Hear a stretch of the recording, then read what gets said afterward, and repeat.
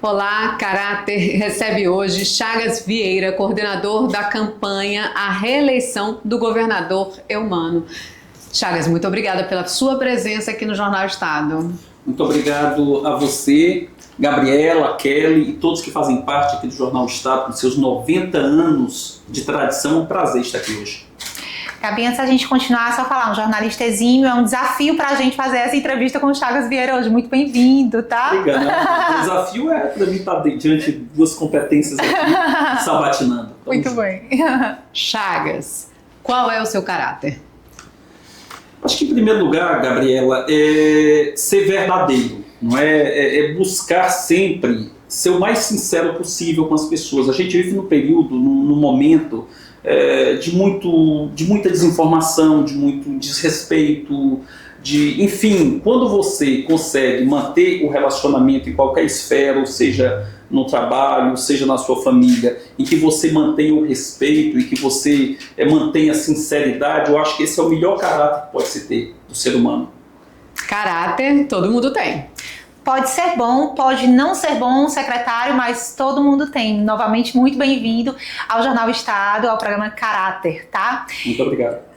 Queria começar tentando entender qual é o seu espaço nessa dinâmica toda. A gente está num governo que vem do CIT, foi exitoso com o governador Camilo Santana, o ex-governador, também com o governador Isolda e agora com o governador Eumano, né? Vocês têm metas que são atingidas, enfim, né? E você faz parte como secretário da Casa Civil, especificamente esse cargo tão valioso, tanto da gestão Camilo, quanto da gestão Isolda, quanto da gestão Eumano. Então tem alguma coisa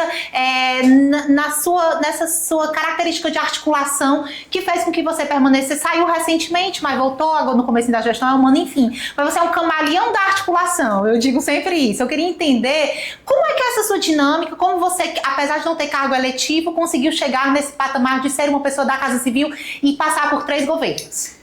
Primeiro, Kelly, assim, eu não tenho nenhuma indicação política, não tenho nenhuma indicação de A, de B ou de C. Eu entrei no governo em 2014, eu fui para a campanha de Camilo. Até então eu tinha ficado quase 30 anos em sistemas de comunicação, aqui na Bahia e também fazendo consultoria lá em Pernambuco. E quando voltei em 2014, fui convidado para ser um dos coordenadores da campanha de Camilo. E a partir daí, em 2015, fui convidado pelo Camilo para assumir a comunicação do governo. E o dia a dia, o enfrentamento às crises, o desenvolvimento do trabalho, a luta que é desenvolvida, essa confiança ela vai sendo adquirida de uma forma natural dessa forma. O cargo de chefe da Casa Civil é realmente um cargo da absoluta confiança do governador, que acaba sendo um gerente de todas as secretarias do governo e que despacha diretamente com o governador as questões mais sensíveis. Então, assim, tive a honra de ser convidado pelo Camilo à época para chefiar a Casa Civil na segunda onda da pandemia, que foi um dos maiores desafios da humanidade. Fiquei com o Camilo até o final do governo. Quando ele se desincompatibilizou, a então governadora que iria assumir, Isolda Sela, a primeira governadora da história do Ceará, a primeira mulher a governar o estado do Ceará. Eu tive a honra também de ser chefe da Casa Civil dela, a convite dela. Ajudei na reeleição na reeleição de Camilo e depois na eleição de Eumano. Mas para mim, o meu ciclo já tinha encerrado. Eu tinha ficado 8 anos no governo e saí no final de 2022. Houve o convite do então governador Eumano, recém-eleito, para que eu continuasse, mas foi uma decisão minha. Fiquei fora um período, depois ele me convidou para que eu voltasse para o governo para dar uma contribuição. Voltei no final de 2014, fiquei até o início de abril de 2026. É o seu lugar ali? Foi o seu lugar? Era o lugar onde você estava bem? Assim, eu não tenho apego a posições, a cargos. Não é uma coisa que eu fique numa ansiedade para estar naquele lugar. Eu encaro muito isso, sabe, Gabriela e Kelly, como uma missão que aparece na vida da gente. Eu gosto muito de me desafiar, então quanto mais difícil for a missão, mais eu quero estar à frente, mais eu quero realmente participar para conseguir alcançar objetivos. Então o que mais me motiva, mais do que eu alcançar cargos, é eu traçar metas, objetivos e alcançá-los. Agora, sobre cargos e sobre cargos eletivos e sobre desafios, a gente já viu que houve um declínio com relação à possibilidade de Senado. Mas ainda está mantida a sua pré-candidatura a deputado federal ou vai ficar na campanha? Como é que vai ser? Eu sempre disse, até porque eu não me planejei para ser candidato a absolutamente nada, não tinha sido candidato até então a absolutamente nada, nem quando eu estava na comunicação, nem depois quando eu estava com o Camilo.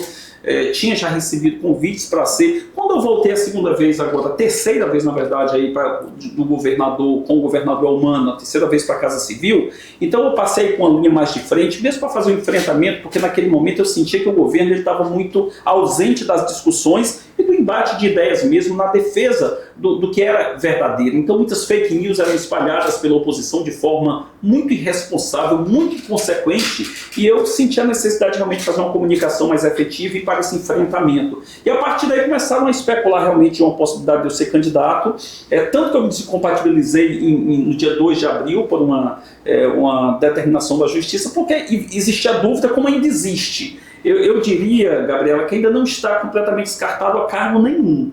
Entendeu? Com exceção do governo, o governador que é humano, nenhum cargo está descartado. O que eu apenas coloquei é que esse não era o meu objetivo de vida, não era isso que eu estava realmente planejando. Se for para contribuir para o projeto, se for entendido com todos os aliados que eu daria uma contribuição sendo candidato, ok. Mas é um desafio que você quer? Olha, eu não descarto, mas não é algo que eu anseie, assim, que eu tenha essa vontade. Eu iria realmente com uma missão.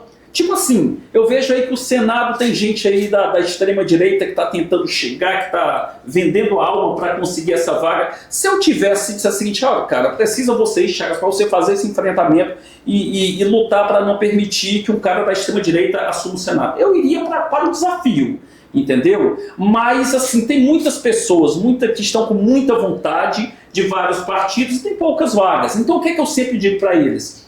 Eu estou para contribuir com o projeto. Eu não sou problema, eu espero ser solução. Se eu não participar efetivamente, se não for candidato a nada, eu já fui convidado aí pelo governador Eumano, pelo ministro Camilo, para coordenar a campanha, estou fazendo a coordenação da pré-campanha agora e estou à disposição para contribuir, se candidato ou não. Para mim é indiferente. Chagas, você se filiou ao PDT, né? O PDT, eu morei em Brasília, cobri Brasília, né? E por que eu estou dizendo isso? Porque eu comecei a cobrir Brasília exatamente no período em que o PDT nacionalmente e também no Ceará, porque sempre foi a bancada mais forte do PDT de uns anos para cá, era o Ceará, começou a definhar. Coincidiu com 2022, né, a disputa ali envolvendo os nomes do ex-prefeito Roberto Cláudio, ex-governador Isolda, enfim. Mas o fato é que o PDT no Ceará foi perdendo essa força, né? Aí eu pergunto, como é que está a situação do partido hoje, além do seu nome possivelmente para um candidato a deputado federal? O presidente André também vai? Quais são os outros nomes? Quantos nomes o próprio PDT vai ter na nominata? Como é que está essa discussão? O PDT é um dos partidos mais importantes do nosso país. Eu tenho um carinho enorme para o PDT. E na hora dessa escolha, eu fui convidado por 7 partidos. Partidos de direita, de esquerda, de centro-esquerda. Assim, e eu não busquei fazer essa escolha, Kelly e Gabriela. Eu não busquei fazer porque neste partido ou naquele partido seria mais fácil de eu conseguir uma vaga. Eu fui para o que eu me sentia mais alinhado com os pensamentos. O PDT realmente é um partido que eu sempre tive um alinhamento muito grande. Eu gosto do PDT, tenho um respeito pelo PDT. Vem passando por um momento difícil por algumas decisões equivocadas de alguns antigos membros do partido, mas vai ressurgir, vai ficar cada vez mais forte. Está ressurgindo cada vez mais forte, não é? Tem a liderança aí séria do presidente André Figueiredo. Ele vai ser candidato a deputado federal, junto com outros nomes que estão se colocando aí, como Adair Júnior, como Vicente Aquino e outros nomes. Acredito realmente que o partido vai fazer um deputado federal, ainda está se vendo aí a questão dos estaduais, como é que vai ser. Então, assim, o importante é que o PDT está junto conosco na chapa. É um partido que tem tudo a ver com a nossa base aliada, tem uma contribuição enorme e está no lugar certo. Chegou-se a se discutir há alguns anos, talvez, uma possibilidade até de federação do PDT com algum partido. Existe alguma discussão nacional? Neste momento não. Já houve discussões em alguns momentos, mas neste momento não. Chagas, vamos falar de economia? Vamos. A gente viu agora as informações da indústria em relação ao primeiro trimestre deste ano. E o crescimento foi um pouco mais tímido. A gente pode falar em estabilidade na economia esse ano no estado do Ceará. Que o Brasil. Certo, mas foi 0,1%. Olha, por isso que ele é secretário da Casa Civil, ó. A média nacional foi maior do que o Brasil e essa foi a manchete do jornal. A manchete do jornal essa semana. Perfeito. Pronto. Agora, no primeiro trimestre desse ano, a gente teve ali, pode enquadrar a indústria cearense na estabilidade. Enquanto que no primeiro trimestre do ano passado, a gente cresceu 3%. Se a gente compara o Ceará com estados do Sul e do Sudeste, a gente sabe que a gente tem que acelerar esse crescimento. Mas é porque, sabe também, eu não sou economista, obviamente convivo com um dos melhores economistas, temos o Fabrício aí na Secretaria da Fazenda, a ex-secretária Fernanda Pacobaíba, que é uma amiga muito querida, o Cialdini, que está lá na CEPLAG, eu aprendo todos os dias com esses grandes economistas. Acontece que uma coisa, Gabriela, é você crescer em cima disso aqui. Outra coisa é você crescer em cima disso aqui. Ano passado, a indústria do Ceará foi a que mais cresceu no Brasil, com mais de 10%. Então esse crescimento tímido foi em cima de um outro crescimento. Então você alcança um novo patamar e, obviamente, quanto mais você vai crescendo, crescer em cima de um crescimento é diferente. Se tivesse tido uma retração grande e tivesse caído, a tendência seria de você ter um crescimento maior, porque você iria crescer em cima de uma queda. Mas você cresceu em cima de um crescimento de mais de 10%. A indústria do Ceará ela tem crescido de forma muito organizada. Não sou eu que estou dizendo. Se você pegar aí os boletins da Federação das Indústrias do Ceará, o presidente Ricardo Cavalcante, todos dizem. Para você ter uma ideia, o governador que mais gerou empregos na história do Ceará chama-se Elmano de Freitas. São mais de 170 mil empregos gerados no Ceará ao longo desse período aqui. Então, assim, por exemplo, o candidato Ciro que se coloca aí dizendo a situação da economia está ruim, no meu tempo, no tempo dele foram 40 mil. Agora 170 mil. A gente tem o caso, por exemplo, aí do Polo Automotivo de Horizonte, que começou a fabricar veículos elétricos. O primeiro veículo elétrico fabricado pela GM na América Latina é aqui no... E agora vai ter o segundo, né? Isso, já tem o Cativa, né? E depois vai ter o Celta, que também é elétrico, vai ser fabricado. Eu acho que amanhã tem um evento que o governador vai participar, às 9 horas, eu acho. Só para você ter uma ideia, isso é tão importante, a gente vai poder aí fabricar 80 mil veículos por ano no Polo Automotivo, que ela é uma montadora, então você pega multimarcas. Agora, o que é importante nesse processo? Porque a mesma turma que hoje está acusando o Ceará de estar perdendo emprego é a turma que fechou a fábrica da Troller. A fábrica da Troller, que é exatamente onde hoje funciona o Polo Automotivo de Horizonte, foi fechada na época do Bolsonaro, que é aliado dessa turma aí do Ciro, do Roberto Cláudio, que ficam atacando o governo. Então, assim, é muita, a meu ver, hipocrisia de críticas que não se sustentam, porque os fatos se sobrepõem a esse tipo de discurso que, a meu ver, é apenas politiqueiro.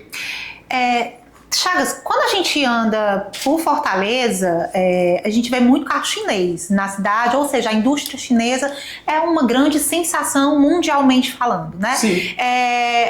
Isso vai muito de encontro à própria produção de eletro, né? Enfim, no Ceará, também pegando esse recorte do primeiro trimestre, houve uma queda, salvo engano, 30% também nesse tipo de produção, desse segmento, né? Das peças. Eu queria saber se isso se relaciona com esse mercado chinês ou é algo que tem que ser ajustado na economia, uma atratividade para essas empresas, não sei. Assim. Na verdade, se você olhar, o mercado chinês ele tem tomado conta do mundo, né? Então não é só aqui do Brasil, ele tem tomado conta do mundo. Os Estados Unidos aí estão tremendo com o que a China... Eu estive na China recentemente, fui para Hong Kong, passei 8 dias lá em Hong Kong, juntamente com o pessoal da Federação das Indústrias, e a gente viu o absurdo que é o crescimento da China. Então, assim, obviamente que esse crescimento ele vai acabar afetando outros mercados. O que é importante é que o Brasil, com a recente crise que teve de relacionamento com os Estados Unidos, com esse tarifaço do Trump lá, por intermédio dessa turma aí do Bolsonaro, o Brasil começou a investir mais na China. Então a gente, se por um lado ficou lá, os Estados Unidos tentando pressionar para cá, a gente veio fazer parceria com a China aqui. Obviamente que tem um mercado local que acaba sendo atingido, mas naquele momento ali, o próprio governo do estado do Ceará,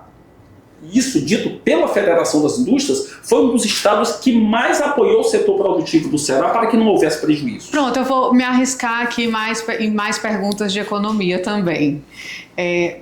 Falando assim das regiões do estado. Sim. Do Sertão, Central, Sertão, Inhamuns. Como é que a gente faz para atrair a indústria para essa região do estado do Ceará? Existe uma política nesse sentido, da descentralização. Hoje a gente tem uma oportunidade gigantesca com a Transnordestina, que está aí, que é uma realidade. Isso aí não é conversa. Nós temos frentes de serviço. Lá em Quixeramobim, por exemplo, está sendo feito um porto seco lá em Quixeramobim, e lá vai impulsionar demais a economia naquela região. Já chegando também ali na região ali de Iguatu, para você ter uma ideia, Kelly e Gabriela, uma viagem da Transnordestina que vem lá se não me engano, do Piauí, aí vem passando e vai chegar no Pecém, e já vai estar concluído já agora em 2027, uma viagem de um trem da Transnordestina é o que equivale a 340 carretas em fila.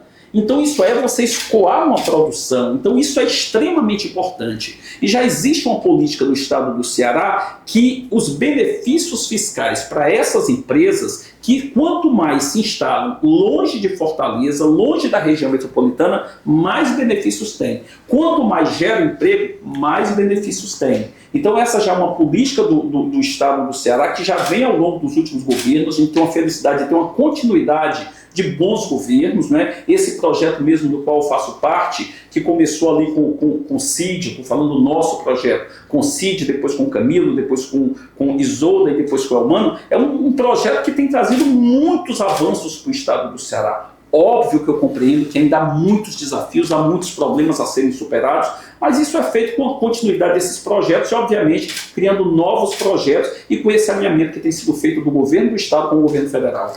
Gabriel, vou só aproveitar a fala de Chagas para fazer mais uma pergunta de economia, a gente volta para a política, tá? Tem um tradutor do Marx que chama David Harvey, que ele conta que na década de 1970, quando houve uma grande crise, né, tanto na China quanto nos Estados Unidos, na verdade mundial, mas sobretudo nesses dois países, são potências econômicas, a China resolveu fomentar a indústria, criando determinadas cidades dentro das suas pequenas cidades e criando indústrias nessas cidades e está atraindo pessoas. Eu sei que parece uma coisa meio distante de imaginar, mas existe alguma perspectiva do governo, por exemplo, de incentivar a alocação de pessoas nessas partes mais desertas, digamos assim, instalar indústria e criar um ambiente de urbanidade, enfim, para que esses espaços possam ser movimentados? Para você ter uma ideia, hoje o polo calçadista do Ceará é o mais importante do país. Antes existia uma concentração lá na Grendene de Sobral e começou a se expandir para o Crato e para outras regiões do estado. Então, assim, para tentar levar mais emprego para o interior, quando você faz qualquer pesquisa e você vai avaliar junto à população quais as suas principais demandas, há uma diferença. Aqui em Fortaleza, a principal demanda é por segurança e saúde. Quando você vai para o interior, estão no mesmo patamar: saúde, emprego e segurança. Então, assim, há uma carência de empregos muito grande. A gente acredita que a gente tem uma grande oportunidade aí nas mãos. Tem duas grandes oportunidades. Uma, eu diria que a curto e médio prazos, e uma a mais médio e longo prazos. Essa questão do hidrogênio verde, que é uma febre mundial, que muito se falou na COP, que o Ceará é protagonista nesse projeto, está aí já fazendo planta de hidrogênio verde, muitos protocolos já assinados. É uma coisa que vai mais para o futuro. E o urânio? O urânio, será que não é mais rápido? Pois é, mas isso aí, há até uma questão lá de Santa Quitéria, a exploração do urânio, há questões ainda que... Mas não pode colocar o Ceará no centro econômico são questões não muito país, bem resolvidas em relação a isso. Agora, o que nós estamos apostando muito fortemente hoje aqui no Ceará é a questão de nós sermos um polo de tecnologia. Nós temos hoje os data centers se instalando aqui no Ceará, nós temos o data center do TikTok, que, de novo, não é promessa, não é conversa, é realidade. Você pode ir até ali o PCI, e eu participei diretamente dessas negociações quando eu estava na Casa Civil, juntamente com o governador Elmano, com o ex-governador e ministro e atual senador Camilo Santana, junto ao presidente Lula e o vice-presidente Geraldo Alckmin, que é o ministro da Indústria e Comércio. Várias reuniões que nós participamos para trazer esse investimento. Pra você ter uma ideia, essa empresa TikTok está se instalando, que é da ByteDance, uma chinesa, Não existe um data center deles na América Latina. O primeiro vai ser aqui no Ceará. E haja energia. Um investimento. Mas aí é onde eles vão gerar a própria energia. Não vai tirar energia da sua casa, nem da minha casa, nem da casa. Porque o Ceará, ele produz muita energia. Ele é excedente na produção de energia. O que falta é a linha de transmissão para estar distribuindo essa energia. Nós não temos carência de energia. Sim. Então, assim, esse data center não vai, esse consumo, ele mesmo que vai gerar com energia eólica, com energia solar. Então, assim, essa história que tentam demonizar esse investimento, isso não casa. Outra coisa que diz é que vai gastar muita água. Mentira! Esse sistema é um dos sistemas mais modernos do mundo em que ele se retroalimenta. Então, lá no sistema de refrigeração que é feito, é o que equivale a uma vila de 40 casas, se não me engano. E essa água que vai se usar lá por dia, que é o que equivale a 40 casas, é para abastecer o empreendimento como todo e não as máquinas que vão funcionar, porque lá vão ter trabalhadores. Então, lá é um investimento de 200 bilhões de reais e a partir desse data center vai se criar aqui todo um ecossistema digital, em torno disso mais empresas de tecnologia se instalar. Então a gente tem que estar com o olhar muito aberto para esse desenvolvimento. O Ceará está caminhando para isso. Isso é muito importante. Você tem uma ideia, só esse data center do TikTok parece um tiro que a gente está dizendo. Ele é maior que todos os data centers do país juntos. Agora, aproveitando aqui... Eu ia perguntar uma coisa, desculpa. A ideia de economia? É. Então tá bom. O secretário da Fazenda, viu? Vamos se acalme, que nós vamos já avançar. Aqui eu me lembrei, Chagas falando de hidrogênio verde, a oposição, teve um membro da oposição que veio para cá e ele criticou o projeto de hidrogênio verde, dizendo que o projeto demanda muito mais investimento, que isso nunca vai acontecer. Como você está falando de um investimento para longo prazo, né? Eu queria entender. Foi o capitão, Qual foi? O Capitão Wagner. Eu não queria falar do Capitão Wagner. E aí, ele criticou porque, segundo ele, existe uma necessidade de uma segunda estrutura de armazenamento e todo um construto necessário e que é muito dinheiro que esse projeto nunca vai vingar. Eu queria que você comentasse isso. Assim. Uma coisa é ele torcer para nunca acontecer, outra coisa é efetivamente, eu já vi que ele não entende nada desse assunto. Eu participei de vários debates em relação a isso e eu acho que ele nem sabe. O Porto de Pecém, ele é sócio do Porto de Roterdã, que tem 30% do Porto de Pecém e que inclusive está fazendo o investimento do Porto de Roterdã, lá em Roterdã, que eu visitei juntamente com o governador, à época Camilo e depois o governador Elmano, para fazer uma armazenagem de amônia lá em Roterdã, porque eles já estão enxergando lá na frente. Então, assim, é óbvio quando você vai fazer um investimento, eu não posso estar pensando só, Kelly e Gabriela, no que eu vou fazer amanhã, o que eu vou fazer depois de amanhã. O Brasil, ele perdeu muito a sua capacidade de planejamento. A gente tem que pensar o que a gente vai fazer hoje, como nós estamos fazendo o polo automotivo de Horizonte, como nós estamos buscando atrair mais empresas, mas nós temos que estar antenados com o que está acontecendo no mundo. A gente tem que estar pensando o que a gente vai fazer daqui a 5 anos, 10 anos, 20 anos, 30 anos, porque nós, governantes, enquanto eu estava, nós passamos, mas o governo e as pessoas ficam. Então tem que haver um planejamento. O engraçado dessa oposição é que ele só critica, mas não apresenta uma solução. Chagas, a gente, falando de agenda agora, a gente está aí na expectativa da vinda do presidente Lula. Conta pra gente o que ele vem fazer. Vai lá na Transnordestina, vai no TikTok? O governador Elmano nos disse ontem que a data prevista é o dia 2. Dia 2. Na próxima semana. Tá confirmado. Ó, primeira mão, confirmado. Julinho, quando sair daqui, escrever, correndo. Dia 2 ele deve ir para o Cariri.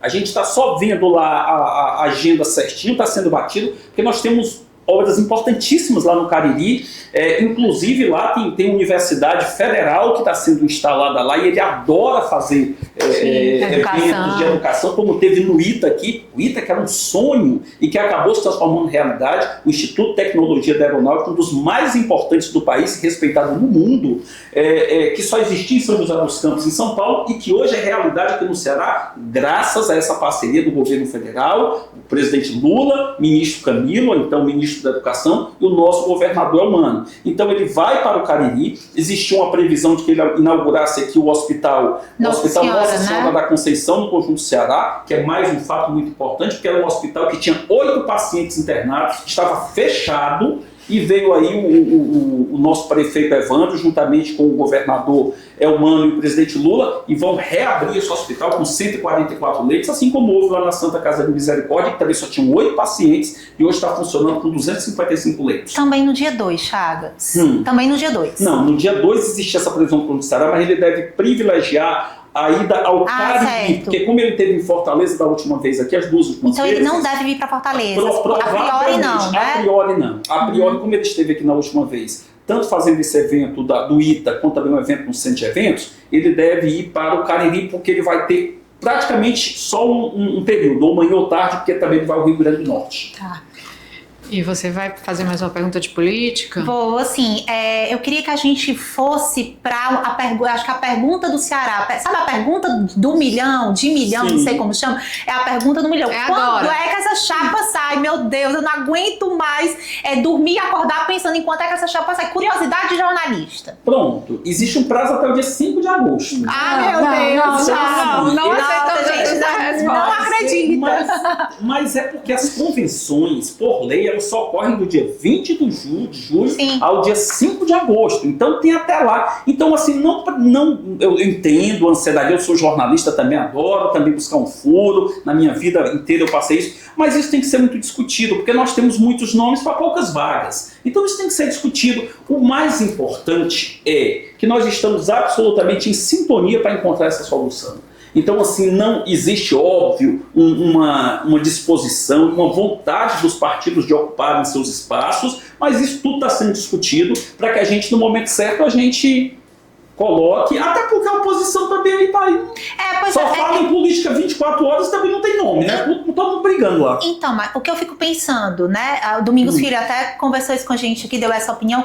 A campanha da oposição, entre muitas aspas, está na rua, né? Sim. E aí o próprio governador tem sinalizado que quer ir mais ao interior, né? Já investido no cargo oficialmente, tendo os partidos. Ontem eu estava em Nova Russas, ele foi para lá ontem, né? Você estava lá? Eu estava lá. Multidão, olha, eu vou lhe falar, você é muito especial, viu? Porque eu vim correndo pra cá, deixei o carro e vim correndo pra cá pra não perder você. Fantástico, muito obrigado. E aí, Mas você teve uma grande festa lá e nós vamos ter uma grande entrevista juntos aqui. Muito bom. Então a gente estava lá, eu até fiz essa pergunta pro governador. O tom do governador, veja, eu não estou dizendo que foi eleitoreiro, mas foi um tom mais eleitoral. Eu percebi que ele se apresentou muito para a população de Nova Russas, disse quem ele era, que era filho de agricultor, falou muito no presidente Lula, falou pouco do ex-governador Cid, né? Não citou o nome de Camilo Santana, né? Enfim, então eu imagino que isso tem uma relação com essa contenda, por exemplo, que a gente vive do PSB hoje. Quem é que vai no PSB, né? Então, ao passo em que existe essa indefinição, existe também uma vontade pública do governador de querer estar na rua fazendo campanha, né? E então eu fico pensando se isso vai até a convenção. Mas entenda, Kelly, isso é um processo natural. O governador, ele é uma figura política. Sim.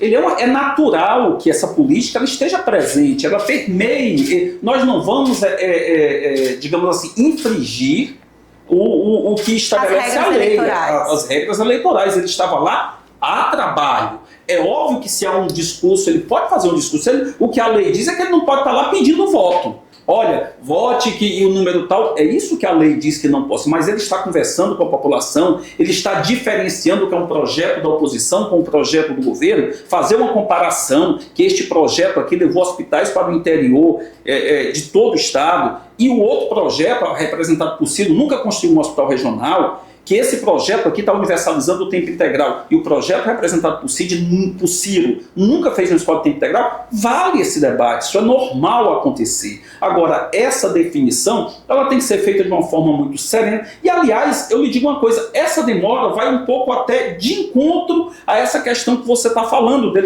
mostra que ele está privilegiando hoje, muito mais está fazendo uma agenda administrativa do que tomar uma decisão política. Essa decisão ela vai sendo amadurecida de uma forma muito tranquila, muito serena, muito conversada e com respeito que deve acontecer com todos os aliados. Mauro Benevides Filho disse que aposta que até o dia 4 de julho ele vai ter cerca de 30 prefeitos na campanha do Ciro. Como é que você avalia essa afirmação? Quem que disse? Mauro Benevides Filho. Nem vou comentar, não merece crédito o que ele disse. O cara que estava com a gente num dia, dizendo, governador, você é o melhor governador do mundo. Governador é humano, nós estamos juntos. Porque não foi dado, ele pediu uma vaga na majoritária de Senado e não foi dada a ele, porque já tinha outros aliados, e aí ele ficou com raiva e meia hora depois estava do outro lado, e depois está esculhambando a economia do Estado, esculhambando, dizendo, eu sou doutor, o governador tem inveja porque eu sou doutor, não merece nem crédito. Deixa eu dizer, quando é que ele disse, qual é o prazo? Dia 4 de julho. Tá bom, vamos ver. Vamos para o nosso café, para o próximo. Em forma de cortesia, a entrevistada anterior, Jordana Mano, deixou uma pergunta aqui para o próximo, que é você, sem a gente saber, não foi nada combinado. Perfeito. A gente não sabia quem seria o próximo, é isso que eu estou esclarecendo e esclarecer a cada vez. Então eu queria saber aí da próxima pessoa que vai ser entrevistada, que vai tomar aqui o café, quais as propostas, qual a visão que essa pessoa teria para um trabalho efetivo, principalmente dentro das escolas públicas do nosso estado, quando a gente fala de inclusão, né? E a inclusão no geral, do adolescente, da criança e da família, que é todo um conjunto nessa atipicidade. Muito obrigado, Jordana, pela pergunta, embora eu não soubesse que seria para mim, mas é muito importante. Que bom que uma ex-prefeita que está aí como pré-candidata a deputada federal tenha na sua mente essa pauta que é extremamente importante. Eu fico muito feliz que esse assunto da inclusão ele esteja aí sendo debatido.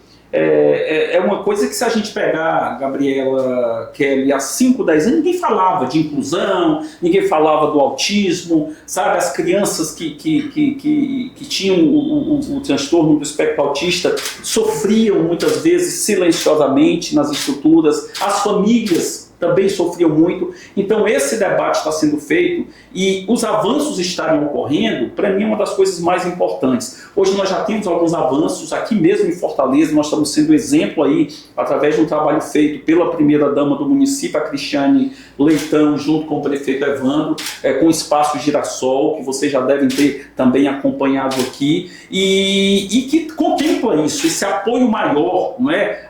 Essa inclusão maior. E quando você puder fazer isso, envolvendo não só a família, não só a criança que está sendo atendida, o jovem que está sendo atendido, mas toda a comunidade em torno desse tema, eu acho fundamental. Assim como a saúde mental, que eu acho que é fundamental, um tema que cada vez mais temos que discutir, cada vez mais investirmos, porque, principalmente depois da pandemia, da pandemia, muita gente hoje sofre com uma situação dessa, e a gente sabe que não é só a pessoa que sofre, é todo o entorno familiar. Então, assim, é muito importante que assuntos como esses, da inclusão, eles sejam cada vez mais debatidos, sejam cobrados para que a gente possa evoluir.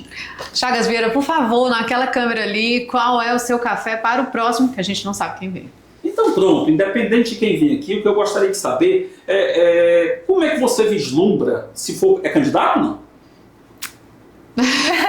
Faz, Chagas, pergunta! Vamos lá. Se for candidato ou não for candidato, se pretende ocupar algum cargo público aí, o que eu gostaria de saber, qual seria a sua contribuição para que o debate, essa questão que a gente vê muito hoje da desinformação, das fake news, da baixaria, sabe, a utilização criminosa da inteligência artificial, de que forma que você, como político ou como pessoa pública, se for uma pessoa pública, você enxerga essa situação e que contribuição você pretende dar para que esse problema ele seja minimizado? Muito bom. Olha só, só um adendo. Eu vou pedir uma xícara pra gente tomar café. Pra ficar mais, né? Pois é. Muito bem. O Jornal Estado, caráter. Gostei. Eu acho que tem que ter. Muito bem. Temos só água aqui. Como eu não tive a xícara enquanto estou aqui, vocês me dão de presente. Muito bem, muito eu bem. Vou guardar lá, porque, repito, Jornal Estado, eu quero estar essa xícara lá na minha mesinha, porque faz parte da história do Ceará. Olha, se eu tivesse deixado ele falar isso no começo da entrevista, eu nem precisaria ter perguntado como é que ele se manteve na Casa Civil por 3 gestões. Dá pra perceber porque ele se manteve na Casa Civil por 3 gestões. Muito obrigado. Chagas, agora é o meu momento preferido dessa conversa. Muito embora eu sempre digo, os meus 2 pés são na política, mas esse é o momento que eu mais adoro. É o momento em que você vai nos contar pra quem tá assistindo a gente, qual o seu livro preferido e a sua canção preferida. Aí eu já aproveito, já emendo. Se quiser cantar, dançar, pular, fique à vontade, tá?